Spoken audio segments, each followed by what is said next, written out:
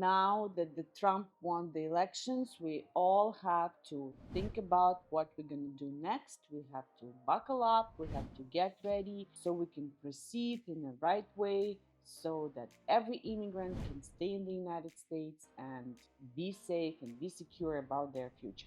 So one thing that I want to stress is that if you're in the process of applying to EB1 or EB2 or EB3 visas, this is all considered legal immigration. This is immigration based on your employment or employment based. These categories need employer, or you can file as a self-petitioner. So if you're applying for EB1 or EB2, most likely it will not affect you.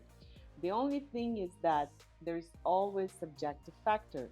So the officer who will review your petition, they can be more subjective, more or less subjective in your case. Why? Because the new administration is going to come, the new officers are going to come, the new training is going to be implemented, the new waves are going to be like in the area, and that can impact how the officers will review your petitions. Here, I mean what? For example, when you apply for EB2 national interest waiver as a self-petitioner, there might be more perks, there might be more pitfalls when officers gonna review the subjective part, meaning when they're gonna review if your endeavor is of substantial merit or national importance, or if, for example, on a balance, it is beneficial to grant you a green card instead of going through the perm process. This is where we expect to see some changes, but overall, if you work with a professional lawyer, if you work with a person who knows what they're doing,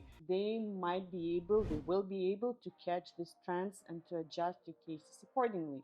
For a refile, for example. The same thing with EB1A cases, although they did some changes, implemented some changes into the EB1 policy manual, we still might see some changes in how they're going to review this final merits determination.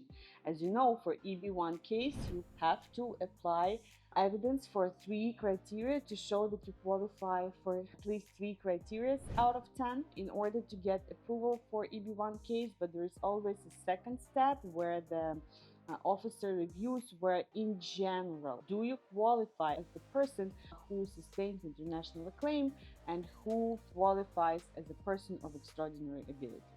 Therefore, I cannot stress enough that you should not be worried if you're planning to immigrate legally. Follow for more.